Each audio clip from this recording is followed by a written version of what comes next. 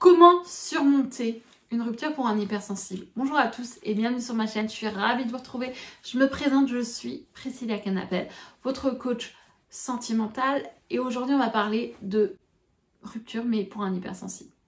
L'hypersensibilité, c'est qu'on fonctionne d'une façon différente. Au niveau de notre cerveau, on a un autre système de fonctionnement. Et quand on est hypersensible, ce qu'on ressent dans une rupture, on a l'impression de se prendre une claque. En fait, d'avoir le sol sous nos pieds qui se dérobe, de perdre l'amour de notre vie.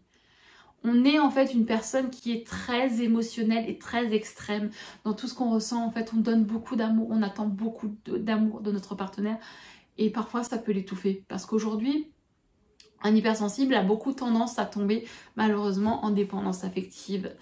J'ai vécu une rupture, je suis une personne hypersensible et je sais que c'est pas facile en fait d'avoir confiance en soi, de comprendre ce qu'on ressent, de en fait prendre conscience qu'on ne fonctionne pas forcément comme tous les gens dits normal. C'est pas que vous êtes étranger, vous n'êtes pas un extraterrestre, vous fonctionnez juste différemment. Et pour un hypersensible, ce qui est très important, c'est d'apprendre à gérer ses émotions. C'est d'apprendre à prendre conscience de ses émotions. Et la meilleure thérapie en fait pour guérir d'une rupture, c'est l'écriture, le sport, la méditation. Et c'est les exercices que j'ai utilisés pour sortir en fait de ma dépendance affective, de surmonter ma rupture. Parce que je suis une personne hypersensible et c'est vraiment des fois difficile. En étant hypersensible et des fois hyper empathique, on ressent des émotions. Mais ce qui est aussi dingue en étant hypersensible, c'est qu'on a une grande capacité en fait de rebond, de résilience. À vraiment en fait de se transcender par rapport en fait à une situation où on souffre beaucoup, à refaire ressortir le meilleur de nous. Si vous doutez vraiment de vous, n'hésitez pas à remplir ce formulaire en bas. On va pouvoir discuter ensemble. Je vais pouvoir vous donner les outils nécessaires afin en fait, de sortir de cette situation où vous avez l'impression de ne pas pouvoir surmonter cette rupture et de ne pas pouvoir retomber amoureuse. Vous allez pouvoir tout ça. Et ensemble, je vais vous permettre de gérer vos émotions, d'avoir de nouveau confiance en vous et de retrouver l'amour, mais de manière saine, équilibrée et de vous permettre en fait d'avoir cette autonomie affective qui va vous permettre vraiment d'avoir confiance dans votre vie affective. N'hésitez pas à vous abonner à cette chaîne, ce qui va me permettre de voir en fait cette chaîne grandir, ça fait toujours plaisir.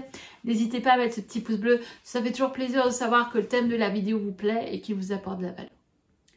Aujourd'hui, vous êtes dans une situation où, comme je l'ai dit, vous avez l'impression d'avoir perdu l'amour de votre vie, que en fait, vous vous dites, mais c'était la bonne personne pour moi. C'était la personne. Pourquoi en fait je me retrouve sans elle? Que vous ayez quitté ou pas, ça fait mal parce qu'on se dit, mais encore un échec. On se rend compte de nos erreurs, on regrette, on s'en veut, il y a du remords, la colère. Toutes ces émotions, en fait, ça fait partie de l'être humain. Et quand on est hypersensible, c'est encore plus. Et moi, je me souviens que j'avais une grande tendance, en fait, à me sentir coupable. Je me suis rendu compte de mes erreurs. Je me suis rendu compte que pourquoi, en fait, j'ai pas réalisé toutes ces choses avant. Pourquoi? Eh bien, malheureusement, des fois, en fait, il faut qu'on se trouve le dos au mur pour réaliser. Et comment j'ai fait, en fait, pour sortir vraiment de cette situation où les émotions en fait me torturaient, me brisaient, me faisaient mal. J'avais l'impression d'être pris à la gorge par elle et j'étouffais, d'avoir mal. J'avais l'impression en fait de mourir de l'intérieur, d'avoir le cœur éclaté tout simplement. Eh bien, ce qui m'a le plus aidé, ça a été l'écriture. D'écrire, de mettre des mots sur ce que je ressentais. De mettre en fait une conscience dans une émotion. C'est-à-dire si j'étais dans une situation où je culpabilisais. Pourquoi? Parce que j'ai pas réagi avant. Parce que j'ai peut-être fait du mal à mon ex-partenaire. J'ai peut-être étouffé. En prenant conscience de tout ça, on se dit mais merde, pourquoi j'étais pas capable de reprendre tout ça conscience avant? Et après, à ce moment-là, je me dis le regret. Je regrettais de ne pas avoir réagi avant. Qu'est-ce qui faisait que aujourd'hui, pourquoi j'ai pas regretté? Bah, tout simplement que j'étais tellement focus sur sauver mon couple que j'ai pas assez pris de recul sur moi et sur comment lui pouvait vivre sa situation. C'est sûr que en prenant conscience de tout ça, en ayant du recul, en se retrouvant le dos au mur avec une claque dans la figure, j'ai réalisé beaucoup de choses. Et aujourd'hui, je peux me dire, ouais, j'ai fait des erreurs. Mais j'en ai sorti le meilleur. Je travaille et je travaille tous les jours sur mes petites blessures, même si ça fait mal, même si c'est douloureux, même si par rapport à exemple à une blessure de l'abandon, bah, je travaille dessus. Pour pouvoir en fait me libérer de cette blessure pour que plus tard dans mes futures relations, que ce soit sentimentales, sociales, peu importe, j'ai plus en fait ces peurs d'être rejetée, d'être abandonnée, d'avoir ce manque de confiance en soi, d'avoir ce besoin d'être aimé par les autres. J'ai appris à m'aimer et si vous voulez vraiment prendre conscience de tout ça, eh bien, n'hésitez pas en fait à regarder la vidéo, comment en fait avoir confiance en soi, quels sont les conseils. Les 3 conseils pour avoir confiance en soi. Je vous recommande cette vidéo parce que ça va vous permettre d'apprendre à avoir confiance en vous, de la développer, de travailler, d'avoir des exercices à faire tous les jours et vous allez voir que votre confiance en soi, ça va être au top. Mais prenez aussi conscience que votre peur de l'abandon, votre peur de ne pas être aimé ou de ne pas vous aimer vous-même doit être travaillée.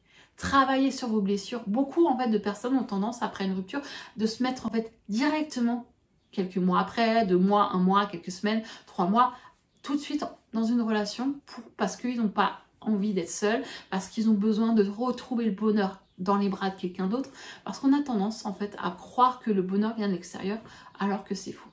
Mais aujourd'hui, si vous prenez le temps de travailler sur vos blessures, sur vos erreurs, pour en faire ressortir en fait cette capacité en fait d'avoir un rebond de résilience, de faire ressortir la meilleure version de vous-même, bah là vous allez être au top, vous allez avoir une relation qui va suivre, heureuse, épanouie, stable. Et c'est vraiment important que vous preniez conscience que gérer ses émotions pour un hypersensible, c'est important. C'est important que, oui, on a tendance à pleurer en étant hypersensible, on a tendance à être extrême, mais ça se gère.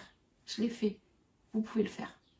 Pensez vraiment à prendre conscience que oui, vous croyez avoir perdu l'amour de votre vie. Vous pensez ne plus pouvoir retomber amoureuse ou amoureux. Vous allez le faire. Vous allez rencontrer une personne encore plus fantastique. Avoir un amour tellement beau, tellement fort, qui va être au-delà de vos espérances. Mais cette fois-ci, grâce à cette vidéo et grâce à notre travail ensemble, vous allez pouvoir avoir une relation qui va durer tout au long de votre vie. Mais vous allez avoir confiance en vous. Vous allez avoir de l'amour pour vous. Vous allez avoir vraiment tous les outils pour avoir une relation stable et durable, apprendre à gérer vos émotions grâce à l'hypersensibilité. Et c'est une force, c'est pas une malédiction. La plus grande force et la plus grande force que vous avez, c'est cette hypersensibilité. Apprenez à gérer vos émotions et vous verrez que vous allez sortir plus fort ou plus forte. Et j'espère que cette vidéo vous a plu. N'hésitez pas à regarder la vidéo comment avoir confiance en soi, les 3 clés pour avoir confiance en soi. Et je vous dis à la prochaine les amis. Bye bye.